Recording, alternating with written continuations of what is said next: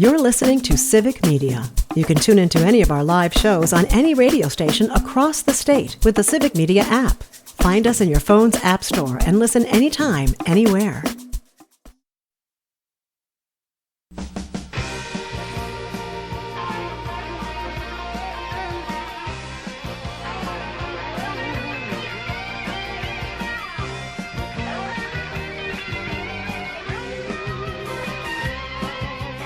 It's the John and Gordy Show. Do you know what this means? Wouldn't you like to know, Weather Boy? You're pretty high and far out, aren't you? What kind of kick are you on, son? No good bastard. Your show sucks. What made me think this was a good day to stop drinking? Buddy, do you want coffee? Coffee. Black coffee. Coffee. They warned us about people like you! What a load of crap. Thank you, sir. May I have another? We'll do it live. And that's the way it is. On 92.7 FM WMDX. Take it away, boys. John and Gordy in the morning. John and Sam with you this time around. And it's a beautiful, gorgeous morning. It's still 58 degrees. We're going to go up to 73. Hot, muggy day again, just like yesterday. Just really uncomfortable. And now I've got to put an air conditioning unit into my kid's apartment above us. He's renting our unit in the house. It's always nice to have that. He's close by. I like that. Low tonight around 46. Chance of showers throughout the day. But in the afternoon, very slim chance of showers. And I just want to welcome in our guest this morning from the Madison Hearing Aid Center. This is Jim and Sarah Lippold. Welcome to the program. Hey, thanks, John. Thanks much. All right. I've always been interested in hearing aid technology, where it's all going. Because a lot of people, when they think they may need a hearing aid, they're afraid to get it. They're afraid to look into it. And I think with technology, the way things have gone now, it's a lot easier and it's less scary at this point. So tell us about that. Tell us your experience with at least breaking that barrier of having a hearing aid, Jim. Okay, so I'm going to step back. Oh, yeah, let's bit. Step back.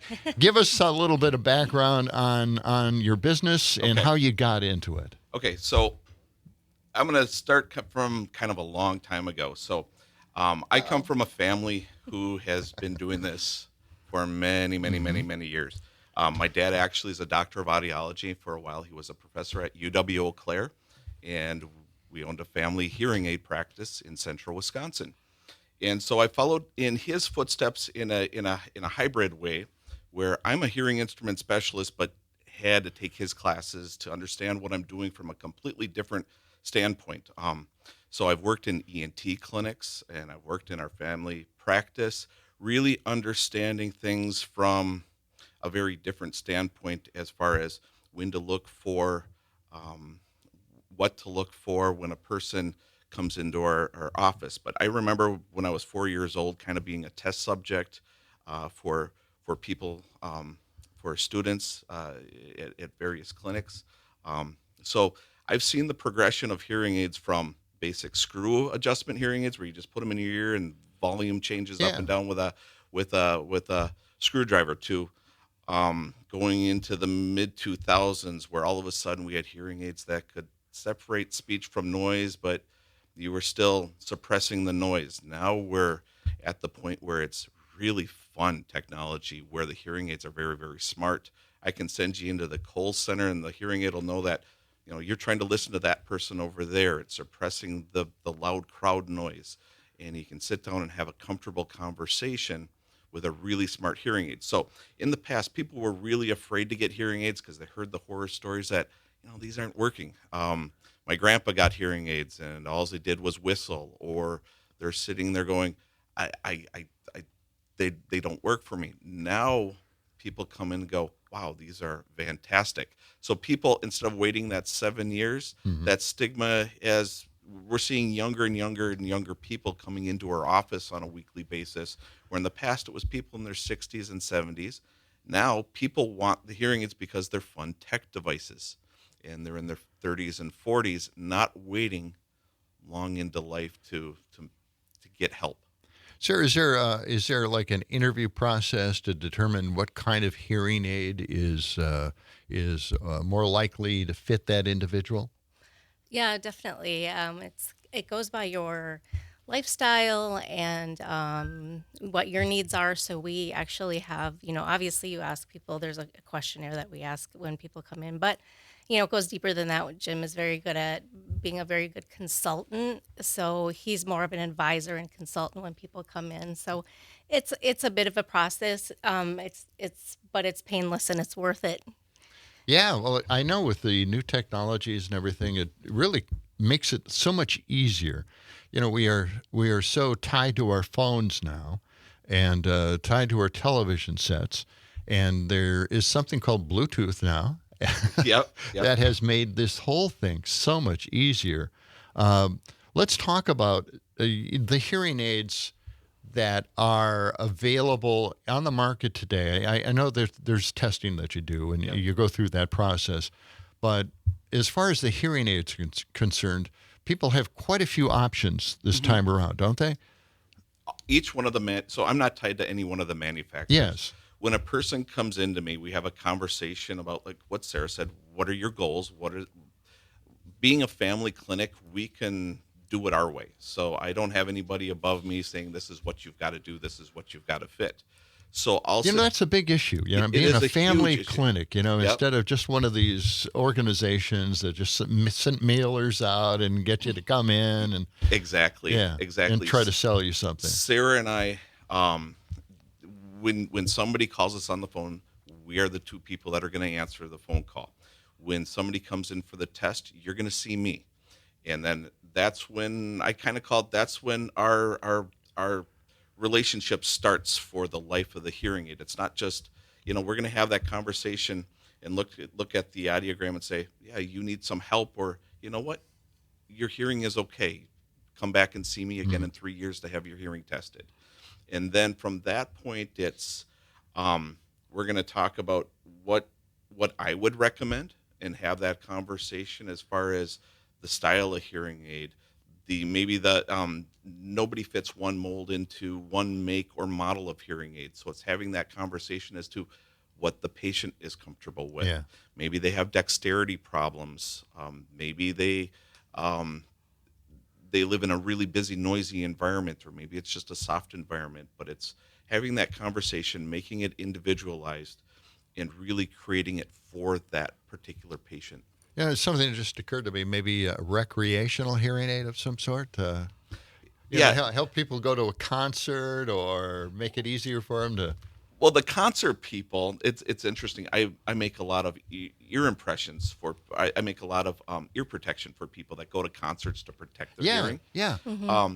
But going back to your original question, the Bluetooth. Okay, you had asked about Bluetooth. Yes. We're able to connect. Each one of the different manufacturers has an app on their phone. Some are easy, some are a little bit more challenging. Some of the hearing aid manufacturers allow the person to really become the artist with their hearing aids. So they can have endless amounts of settings that they want to put for each environment that they go into. They can also geotag it, so the hearing aid remembers, I stepped into this restaurant and I liked it. I liked my hearing aid maybe a little less, really, little less with the background noise, or a little bit less in the high frequencies. They can tell the hearing aid what to do, and the hearing aid remembers it when they go back into that spot. But you can take the phone calls for most hearing aids. A lot of them have where if you were to lose the hearing aid, it's going to tell you where the phone last talked to the hearing aid. Those sort of things. Well, the concern I had, and I'm older, and I was, worried about the idea that they say that because you start losing the ability to hear certain frequencies, that it also is a precursor to maybe dementia or Alzheimer's. Yes. So tell us a little bit about that correlation. Okay, so there was a study done a few years ago, over many, many years, about the correlation between untreated hearing loss and dementia. And they found that the brain actually does your hearing for you. So your auditory cortex, The ear collects the sound, the auditory cortex in your brain does the hearing. And what started happening that they found was the brain actually starts to shut down the area of hearing that it's not using. And this actually started leading to higher rates of dementia. And the sooner that you get tested for hearing loss and get treated for the hearing loss, it cuts your chances of developing or slows that chance of developing dementia way down. Mm-hmm. So yeah, I've often seen people where, the husband and wife, they come in and she's like, he can't remember anything. And I remember this going back probably 15 years ago, for different patients. I'd fit a hearing aid on somebody and all of a sudden they'd be like, you gave him his life back. He's remembering things. He's on top of things. He wants to go do things again. Yeah. And it was that bridge between that person had a really severe hearing loss and now they're out living their life again. Correct. And that was that's one of the most beautiful things that I'm able to do for people. Yeah, that's kind of an interesting story because, people suddenly, their life opens up a little bit more. They can hear things. It doesn't seem like it's such and it makes things less effort, more effortless. It makes it more effortless. But, some of the newer devices that are out there are, they go inside your ear, and they have a little post that comes out. So you grab that in order to take it out of your ear. But it has all of this technology inside. It has the Bluetooth, right? Some of the ones inside have the Bluetooth depending on the manufacturer. Yeah.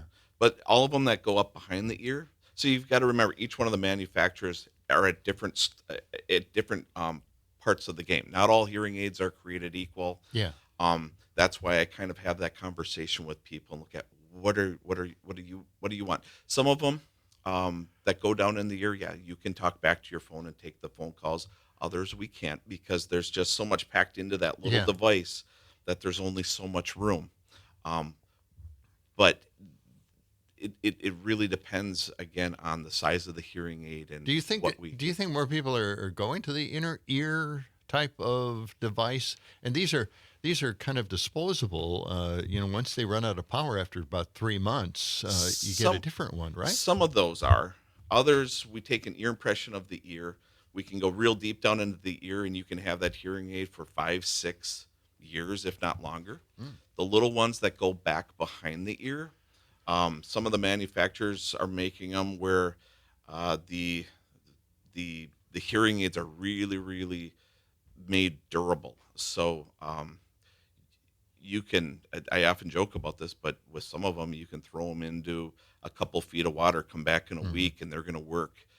But the hearing aids that go back up behind the ear, those are made to last a lot longer than the little ones that go down in the ear. But there are disposable.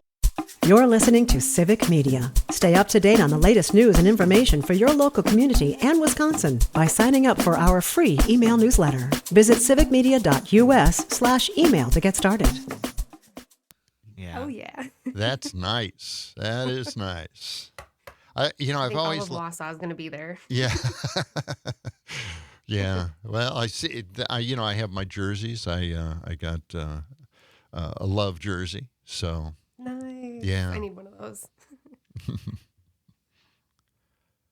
But I have a white one that is I believe it's a Don Mikowski jersey. Wow. Yeah. Yeah. And I do have a Favre jersey, but I don't know, wearing that in public. I'm not quite sure that works. You don't have a Rodgers. Yeah. Yes. I have a lot of those. Go into Dick's Sports, and they have clearance. They have Brett Favre jerseys way up on the roof, kind of away from everybody. That's hoping funny. that no one looks up, I suppose. I don't know. Right.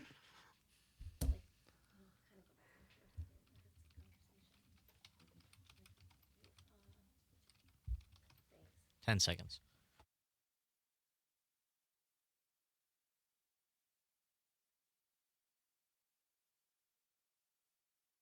The Wisconsin land landscape is lit up by a million shining stars. I am traveling up the Edens to the land of the under 21 bars. I'm going to Cheeseland, the Dells in Door County. I'm going to Cheeseland. WMDX 92.7, John and Gordy in the morning. John and Sam with you this morning.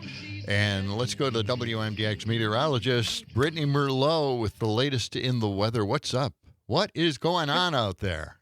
Oh, good morning. Good morning. I feel like all of Wausau is just headed to the Fox Valley right now. Oh, headed to yes, Green you've got Bay, ready for the draft. got your Green Bay Packer jersey on. It's gorgeous. It's Yes. really nice. Thank you. I love the You know, white ones, festive. Yeah. But if you're snacking, you got to be careful with the white jerseys, right?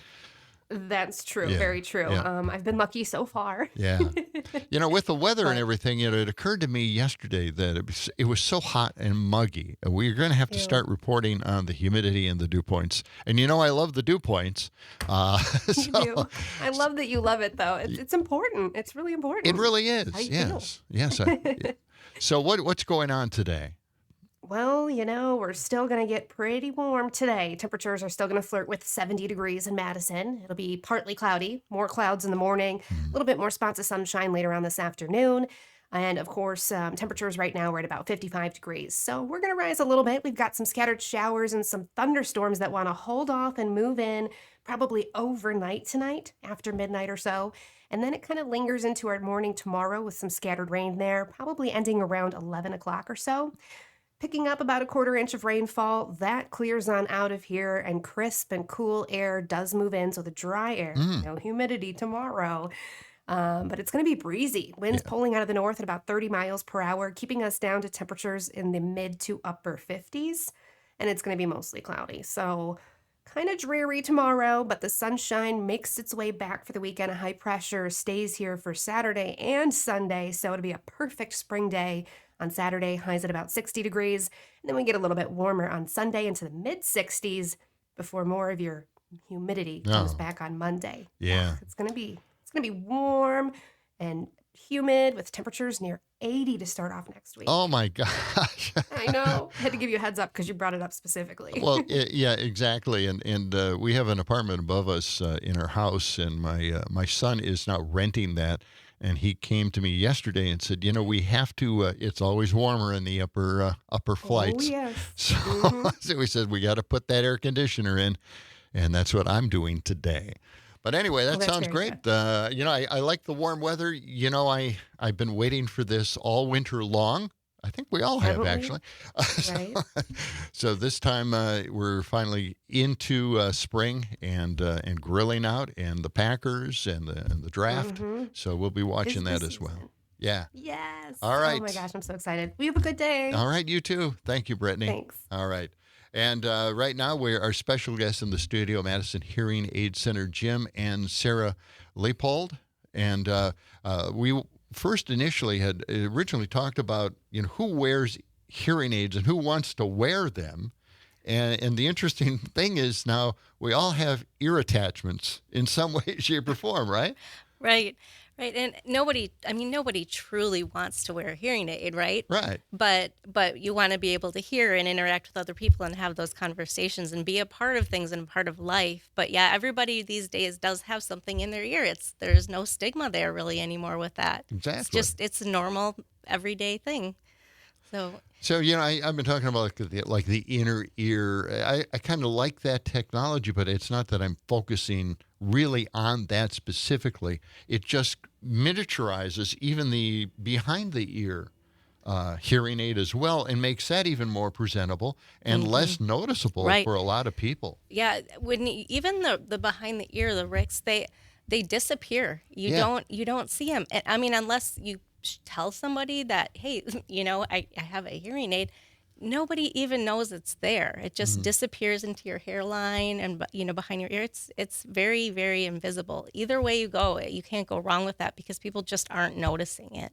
Yeah, there are some over the ear earbud headphones that you can wear as well. So I mean, it doesn't even matter anymore, right? No, it's kind of funny. And they're made to look cool. The hearing aids aren't Yeah. ugly. Yeah, it's changed. It's kind of funny when you say the little ones that go back up behind the ear. There's been, I think, 3 incidents now where people have been to the barber or the beautician, and they forget to take out the hearing aid, and the person comes back to me and says, "Jim, I need some help. The barber cut my hearing aid in half." Yeah. Oh. So cut the wire because they Wow. couldn't see it. They thought Yeah. it was a strand of hair. That's wild. Yeah. But yeah, you're packing so much. The circuits inside of these things are so small. I've been following this for a while. They didn't have Bluetooth for Android phones. Mhm. It was just for the iPhones. In 2016, Yeah. the first made-for iPhone came out, and then a couple of years later, the chips came out in Yeah. Bluetooth, and it's really opened up a world of It possibilities. really has. People can watch TV now. There's a new invention that's coming out. So some of the manufacturers are on top of this thing called Auracast. It's already out, actually. Auracast is Yep. really fun. So we've all heard of the loop before, where you loop churches or you loop like the Overture Center, and you can, if your hearing aid had this T coil in it, you could pick up the broadcast from that. Now, this new invention called Auracast is it basically is going to be made into the TVs, streamed right into the hearing aids. Or if you're at a sports bar and there's 5 different TVs up there, you don't want to watch that TV. You go into your app, pull up that TV, and you'll get that information into your ears. Or an airport gate, or a place like a performing arts center where you can just go in, get it right into the hearing aid. That is.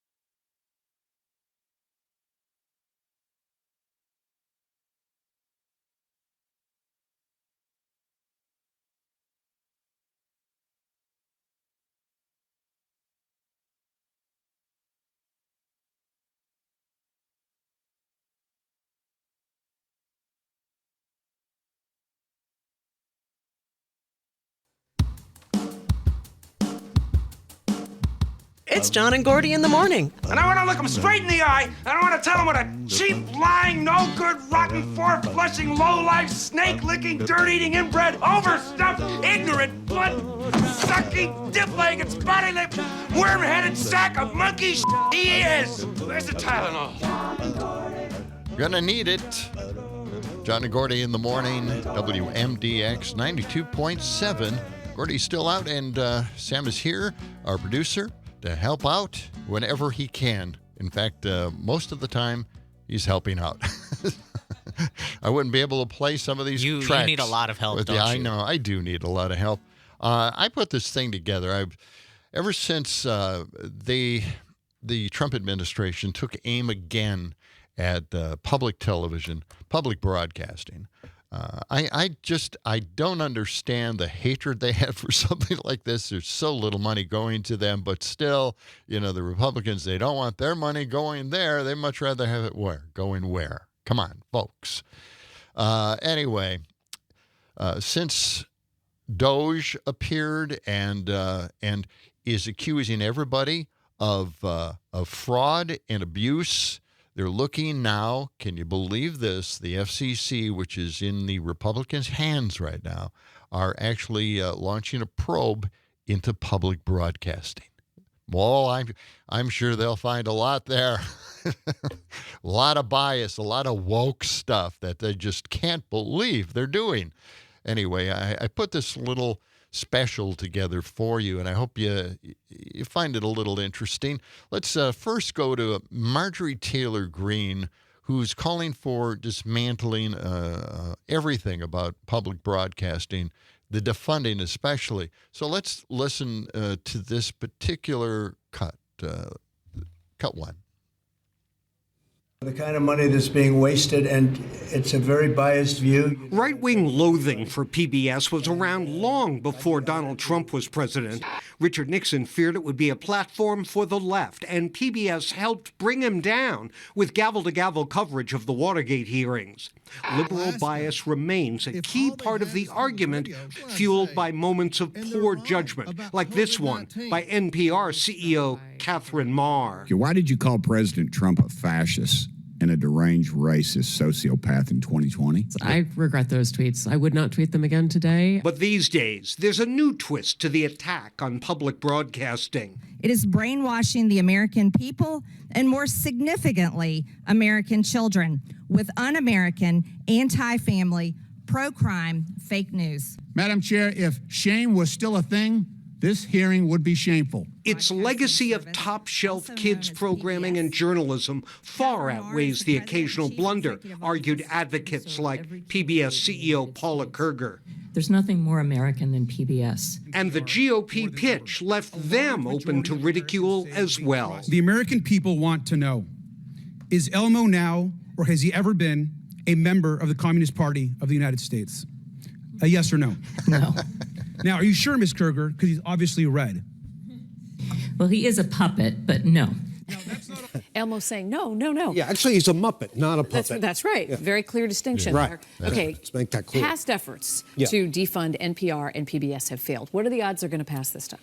Well, things are so chaotic down in D.C. right now, Lisa. I mean, even the sports betting apps aren't going to give you a line on what's going to happen there. But that when there was a stream of federal funding assigned to public broadcasting was back in a time before the internet. Now those people can get their news elsewhere. So we'll see. But in the meantime, the $535 million that public broadcasting gets from the feds, it's a rounding error in the overall budget. And with polls showing the public approves of that funding by nearly a 2-to-1 margin, Musk and the Doge budget cutters may find the going is going to get tough. Well, it is really tough, isn't it? You never know. The Muppets, they've actually been pretty liberal over the many years. They actually started off on some of the more liberal programs, but they were very, very edgy in the very beginning. And then, of course, Sesame Street came along and helped a lot of kids learn a lot of things. Jesse Waters did that. He had his kid watching Sesame Street. And let's listen to Jesse Waters on his impressions. Let's hear. The government can't fund reporters who are trying to overthrow this government. We have enough propaganda channels. Why should taxpayers be on the hook for this one? I like Sesame Street. I grew up on it. I was Oscar the Grouch for Halloween. And my daughter Gigi loves Elmo. But around 99% of PBS and NPR's money comes from private donations. So why can't these donors pony up 1% more? Do they really need taxpayer money if they have billions pouring in from liberal benefactors? The answer is, of course not. But Democrats don't want to save any taxpayer money. They just want to run against Musk in the midterms. It is the mindset of the Trump administration. And that is that this government is to be run for a handful of billionaires and people with power. And everyone else can just eat dirt. We're feeling it everywhere that Elon Musk goes with his magic chainsaw to fire people, to do it in ugly ways, to undermine the kind of obligations we have passed here in Congress. But don't forget about DEI tomato seeds. Behind a door at USDA, we found a whole box of these seeds. These are specific tomato seeds that are for growing diversity, equity, inclusion, and accessibility at USDA. I mean, look at these. If you can be anything, be inclusive at USDA. Fox and Friends weekend co-host Charlie Hurt is here. DEI tomato seeds. I did not see that coming, Charlie.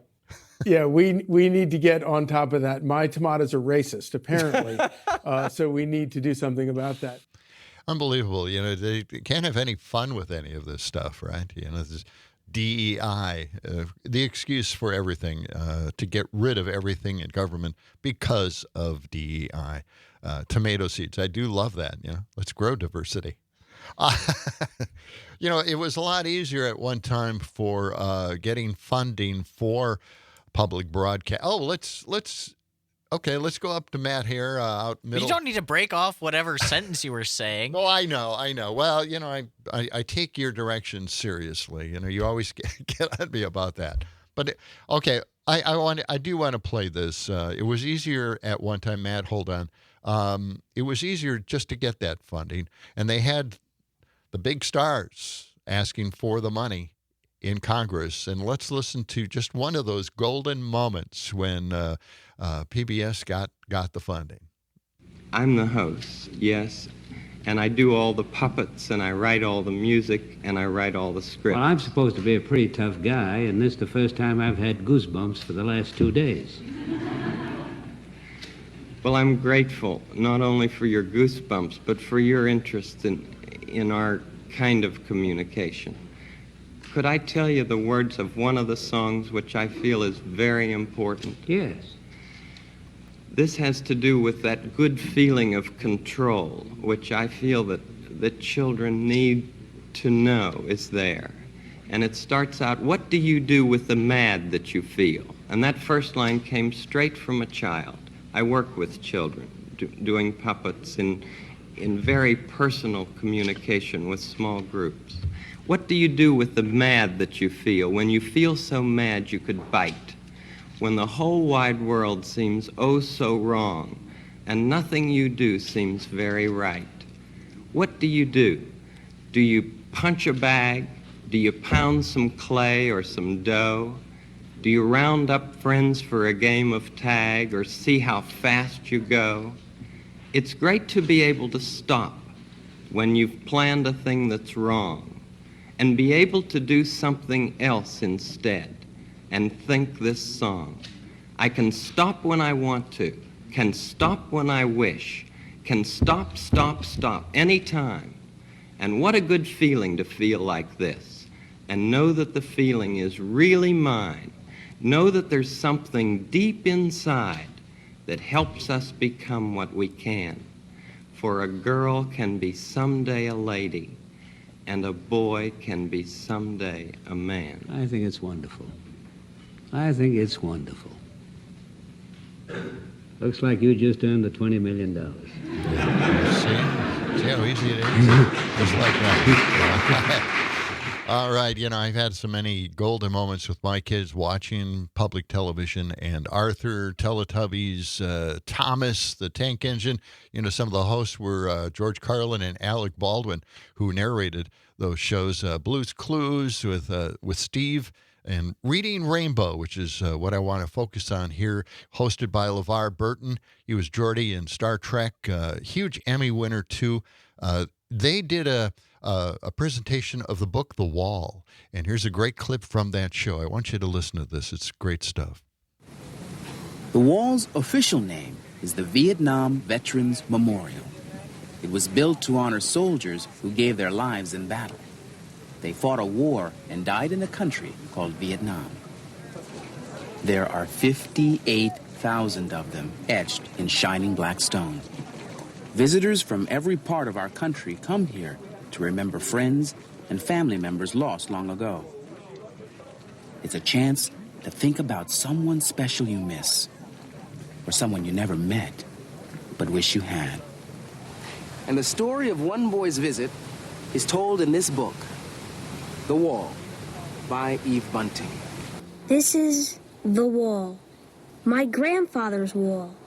The wall is black and shiny as a mirror. In it, I can see Dad and me. A man in a wheelchair stares at the names.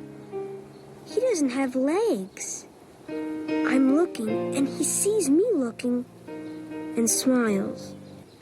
A woman, old as my grandma, is hugging a man, old as my grandpa would be. They're both crying. Shh, he whispers.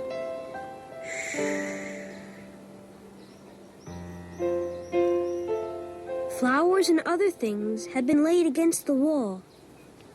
There are little flags, an old teddy bear, and letters weighted with stones so they wouldn't blow away. Dad runs his fingers along the rows of print. His fingers stop moving. Here he is. George Munoz. My grandpa, I ask? Dad nods. Your grandpa. My dad. Dad's rubbing the name. Rubbing and rubbing as if he wants to wipe it away. Maybe he just wants to remember the way it feels. A man and a boy walk past. Can we go to the river now, Grandpa? The boy asks. Yes. The man takes the boy's hand. But button your jacket. It's sad here. He puts his hand on my shoulder. I know, but it's a place of honor. I'm proud that your grandfather's name is on this wall. I am too. I am. But I'd rather have my grandpa here, taking me to the river, telling me to button my jacket because it's cold. I'd rather have him here. Pretty amazing. Amazing stuff. Whew. All right. Anyway. It gets you. Yeah, it really does. But a great moment. Public broadcasting brought that moment. Something we should keep in mind. Not so much propaganda, but emotion.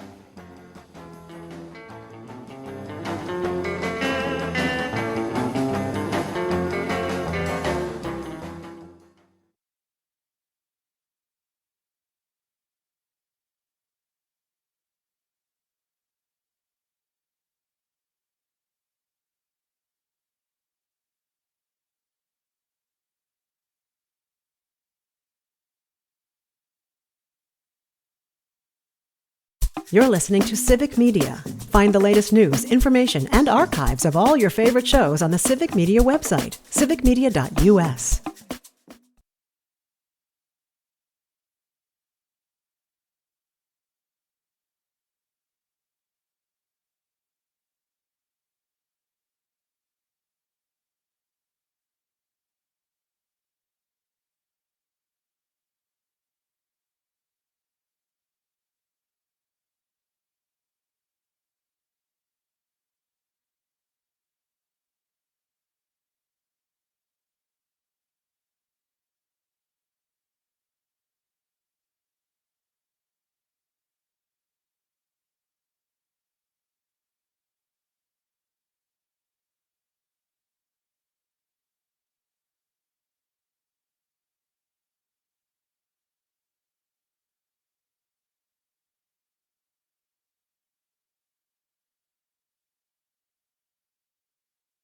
One step beyond.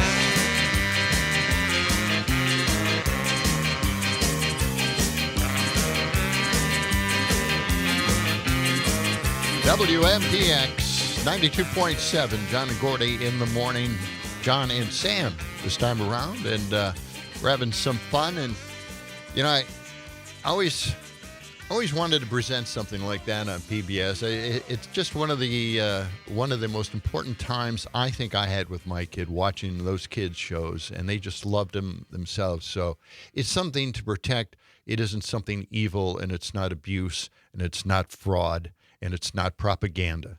It's just something for kids, and they did such a great job writing for those kids and providing the right programs from other syndicators as well. So, but you're forgetting that because Elmo is red, he's a communist. That's right. And we can't have him on public television. That's right. You never know, right? Exactly. Right. Hey, John, did you know that the John and Gordy Show has been brought to you by Verlo Mattress of Madison? I did know that. And that one thing that remains constant about Verlo Mattress since their founding in 1958 is that they're still direct-to-consumer and provide superior products at unbeatable prices. And that you can find a Verlo mattress online at verlo.com or on Madison's east or west side. Fantastic. And get those adjustable bed frames. All right, let's go to the phone lines. Matt's been waiting quite a while out there in Middleton. Matt, welcome to the program.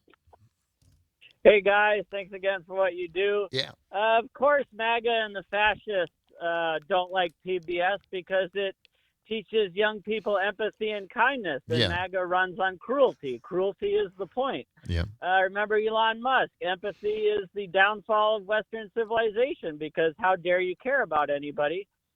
We run on selfishness. That's the American way, right? Look after yourself. That's right. PBS also educates. They don't want people educated. They want you stupid, ignorant, not knowing history, not knowing what's happening while they take away your money, take away your retirement, drive America into bankruptcy and poverty, because that's what Trump is good at. MAGA is stupidity, period. A bunch of stupid people that only care about themselves. I'm angry today. Sorry about that. I love you guys. Have a good day. All right. I appreciate that, Matt. I'm angry as well. Those people taking pot shots at public broadcasting. Now let's go to Dick on the line. Dick, welcome to the show. Well, they are saving us from woke left-leaning tomatoes. I mean, what's next? If the tomato growing in your garden, son, if it's leaning slightly to the left, don't eat that tomato off that. Oh, yeah. I mean, they have too much time on their hands. That's all there is to it. Oh, I think so. Yeah. And Mark texted me and said, I wonder if Fox and Friends knows that it was brown-skinned indigenous people who developed and gave us tomatoes, potatoes, beans, and maize, not white Europeans. So, yeah. See, they would learn something if they had PBS, right? Yeah. And they have Fox. And then we have Jesse Waters, who watches it with his daughter, right? And I can't believe it. How do you come out against something like that when you spend those golden moments with your kids? You know? I mean, where's his heart? Right. Yeah. Unbelievable. Yeah. Dick, thank you. I appreciate the call on that. We have a few more text here. We have Steve from Sun Prairie. How many tax dollars are used? I'm tired of conservatives complaining about, and I don't want my taxes paying for NPR and PBS, or I don't want my taxes paying for Planned Parenthood. Well, I don't want my taxes paying for human trafficking of migrants from the U.S. to El Salvador. And that's true. I mean, we could pick and choose what we don't want to spend our tax dollars on, but that's not the point. The point is that we represent everybody. We spend it on PBS for supposed liberals. I think it should be for everybody. Huh? I mean, this is how we do it. We just spend money, and we are supposed to spend it wisely. And what we're hearing from Doge is that it's not being spent wisely. I doubt that. I highly doubt that. Do we have 3 minutes? All right, I want to get to this. You have a 3-minute story? Yes. I want to get to this. This is Bill Maher. And people hate Bill Maher. He's such a, yeah. And Larry David had this great parody of Bill Maher's meeting with Trump, which is fantastic. Anyway, COVID influenced gig economy, meaning many now are independent contractors, and tech, AI, software, gaming, research are all newer sectors, still morphing into other jobs and different educational requirements, right? So anyway, we've got this gig economy, but Bill Maher is stuck in the 20th century, having fun, joking about it. Let's listen to Cut 207. This is Cut 207, joking about Gen Z. Let's listen to this. And finally, new rule now that the Trump administration has decided that America will pay any price and bear any burden to bring back factory jobs. They have to answer one question. Who's going to take them? Who exactly is supposed to do all this monotonous, low-paying labor? Immigrants? They're all deported. It'll probably be robots if we're not using them all for sex slaves. But I'll tell you who's definitely not doing it. Gen Z.